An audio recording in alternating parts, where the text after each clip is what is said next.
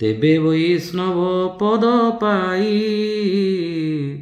ଏ ଲିଙ୍ଗ ଶରୀର ନାଶଇ। କେବେ ବୈଷ୍ଣବ ପଦ ପାଇ?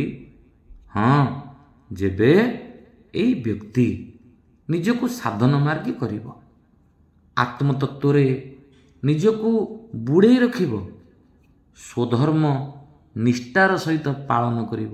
ସେତିକି ନୁହେଁ, ବେଦ ବନ୍ଦିତ କର୍ମକୁ ଆପଣେଇ ନେବ। ସେତେବେଳେ ସେ ବିପ୍ର ହେବ, ବେଦକୁ ଅଭ୍ୟାସ କରିବ ଜୀବନଚର୍ଯ୍ୟାରେ। ଏପରିକି ନିଜର କର୍ମ, ବଚନ ଏବଂ ଚିନ୍ତନରେ ବିଶୁଦ୍ଧତା ଆଣି ପୁଣ୍ୟାତ୍ମା ହେବ। ଯେଉଁ ପୁଣ୍ୟ କର୍ମର ଫଳସ୍ୱରୂପ ସେ ବୈଷ୍ଣବ ଗତି ଅବଶ୍ୟ ପ୍ରାପ୍ତ ହେବ। ଥରେ ବୈଷ୍ଣବ ଗତି ପାଇଗଲେ, ଥରେ ମହାପ୍ରଭୁଙ୍କର ପ୍ରିୟ ହୋଇଗଲେ, ନିର୍ବାଣ ପାଇଗଲେ, ଆଉ ଲିଙ୍ଗ ଶରୀର ଆସିବ ନାହିଁ। ଏଇ ଯେଉଁ ଲିଙ୍ଗ ଶରୀର ବା ସ୍ଥୂଳ ଶରୀର ବୋଲି ଆମେ ଯାହାକୁ କହୁଛେ, ସେ ଶରୀର ନ ଆସିଲେ ଜନ୍ମ ମୃତ୍ୟୁ ଆସିବ କିପରି? ଆଜି ନିଜେ ଭଗବାନ ଶଙ୍କର କହୁଛନ୍ତି ପ୍ରଚେତାମାନଙ୍କୁ, ମନେ ରଖ ପିଲେ, ଲିଙ୍ଗ ଭଞ୍ଜନେ ମୋକ୍ଷ ଯୋଗ ନ ଲଭେ ମୃତ୍ୟୁ ଭୟ ସଙ୍ଗ। ଯେତେବେଳେ ଲିଙ୍ଗ ଶରୀର ମିଳିବ ନାହିଁ, ଆଉ ମୋକ୍ଷ ବା କେତେ ଦୂର? ପ୍ରିୟ ଦିବ୍ୟାତ୍ମନ୍, ଆମେ ଯେଉଁ ମୋକ୍ଷ ବୋଲି କହୁଛେ, ପ୍ରକୃତରେ ମୋକ୍ଷର ପରିଭାଷା କ'ଣ? ମୋହର କ୍ଷୟ ହିଁ ମୋକ୍ଷ। ମୁଁ ଏହା ବୁଝିଛି। ମୋହଟା କେଉଁଠୁ ଆସେ? ମୋହର ଜନନୀ କିଏ? ମାୟା। ମାୟାକୃତ ଗୁଣ ଦୋଷ ଅନେକା ମୋହ ମନୋଜ ଆଦି ଅବିବେକା। ମାୟାରୁ ହିଁ ମୋହ ଆସେ, କାମ ଆସେ, ବିବେକହୀନତା ଆସେ। ଯେତେବେଳେ ମଣିଷ ବୁଝିଯିବ ମାୟାର ପ୍ରକୃତ ସ୍ୱରୂପ କ'ଣ, ସ୍ୱଭାବ କ'ଣ, ପ୍ରଭାବ କ'ଣ ଏବଂ ଜୀବନର ଲକ୍ଷ୍ୟ କ'ଣ, ସେତେବେଳେ ସେ ଧୀରେ ମାୟାଠାରୁ ଦୂରେଇ ଯିବ। ଏବଂ ମାୟାଠାରୁ ଦୂରେଇ ଗଲେ ଆଉ ମୋହ ଆସିବ ନାହିଁ। ମୋହ ନ ରହିଲେ ସ୍ଥୂଳ ଶରୀର ଆସିବ ନାହିଁ। ଏବଂ ସ୍ଥୂଳ ଶରୀର ନ ଆସିଲେ ନ ଲଭେ ମୃତ୍ୟୁ ଭୟ ସଙ୍ଗ। ଏଇ ଯେଉଁ ମୃତ୍ୟୁର ଭୟ ପ୍ରତି ମୁହୂର୍ତ୍ତରେ ଆମକୁ ବେଶ ବ୍ୟସ୍ତ କରି ପକାଉଛି, ସେ ମୃତ୍ୟୁ ଭୟ ମଧ୍ୟ ରହିବ ନାହିଁ। ଏବେ ନିଜେ ଶଙ୍କର ଭଗବାନ ପ୍ରଚେତାମାନଙ୍କ ନିକଟରେ ଗୋଟିଏ କଥା କହୁଛନ୍ତି, ହେ ପିଲାମାନେ, ହେ ପୁତ୍ରଗଣ, ତୁମ୍ଭେ ଭକତ ଜନସାର ଲକ୍ଷଣ ଜାଣିଲୁ ତୁମ୍ଭର।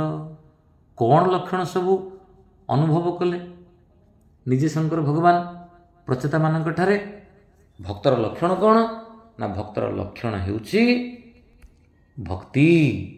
ଭକ୍ତି କ'ଣ?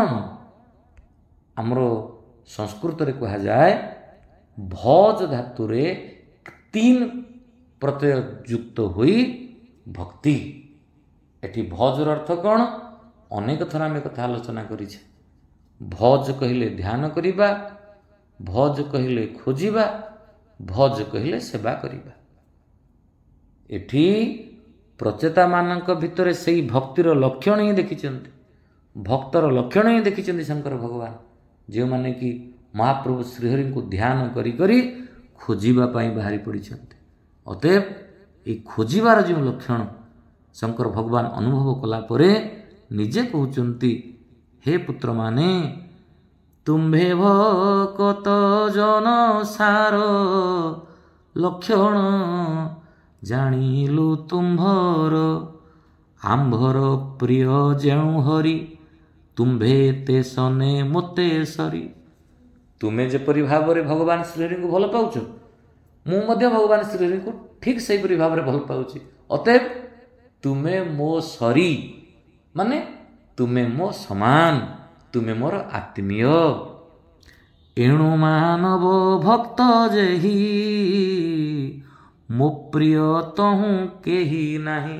ଏ ସଂସାର ଭିତରେ ଯେଉଁ ମଣିଷ ଭଗବାନଙ୍କର ଭକ୍ତ ହୋଇଗଲା, ସେ ମୋର ପ୍ରିୟ।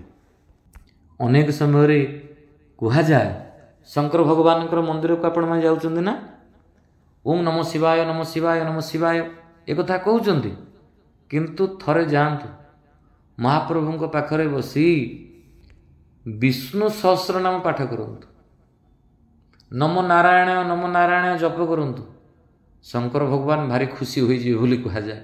କାରଣ ଶଙ୍କର ଭଗବାନଙ୍କର ପ୍ରିୟ ହେଉଛନ୍ତି ଶ୍ରୀମନ୍ନାରାୟଣ ଶ୍ରୀହରି।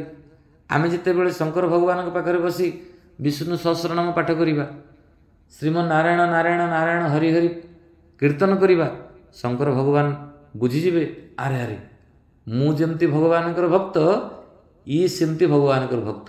ଅର୍ଥାତ୍ ଶଙ୍କର ଭଗବାନ ଶ୍ରୀହରିଙ୍କର ଭକ୍ତଙ୍କୁ ଭଲ ପାଆନ୍ତି। ଏଇଟି ହେଉଛି ମୂଳ କଥା। ହେ ପ୍ରଚେତସ ଭାଇ ଦଶ, ତୁମ୍ଭର ବାକ୍ୟ ହେଲୁ ତୋଷ, ହରି ଭଜନ ଯେ ପ୍ରକାର, କହିବା ଦୃଢ଼ ଚିତ୍ତେ ଧର। ମହାପ୍ରଭୁଙ୍କର ଭଜନ ତୁମେ କରିବାକୁ ଆସିଛ, ମହାପ୍ରଭୁଙ୍କର ଧ୍ୟାନ କରିବ, ଖୋଜିବ, ସେବା କରିବ। ଏଠି କିନ୍ତୁ ମୁଁ ତୁମମାନଙ୍କ ଉଦ୍ଦେଶ୍ୟରେ ଗୋଟିଏ ସୁନ୍ଦର ଉପଦେଶ ରଖିବି, ତାହାକୁ ଭଲ ଭାବରେ ବୁଝିବାକୁ ଚେଷ୍ଟା କର। କ'ଣ ମୁଁ କହିବି? ହରି ଭଜନ ଯେ ପ୍ରକାର, କହିବା ଦୃଢ଼ ଚିତ୍ତେ ଧର। ଭଗବାନଙ୍କର ଭଜନ କିପରି କରାଯାଏ, କେଉଁ ପ୍ରକାରେ କରାଯାଏ, ସେ କଥା ମୁଁ ତୁମମାନଙ୍କ ନିକଟରେ ନିଶ୍ଚିତ ବ୍ୟାଖ୍ୟା କରିବି। ତୁମେମାନେ ଟିକେ ଦୃଢ଼ତାର ସହିତ ଚିତ୍ତରେ ଧାରଣ କର, ଅର୍ଥାତ୍ ସ୍ଥିର ହୋଇ ବସ। ହରି ପ୍ରସନ୍ନ ସେ ହରି ପ୍ରସନ୍ନ ଯେ ମନ୍ତେ, ତାହା କହିବା ଆମ୍ଭେ ତୋତେ। କ'ଣ କଲେ ଯେ ମହାପ୍ରଭୁ ଖୁସି ହେବେ? ଶଙ୍କର ଭଗବାନ ଯେଉଁ ନୀତିବାଣୀ କହିଛନ୍ତି, ଯେଉଁ ମାର୍ଗଦର୍ଶନ କହିଛନ୍ତି, ତାହା ହେଉଛି ରୁଦ୍ର ଗୀତା।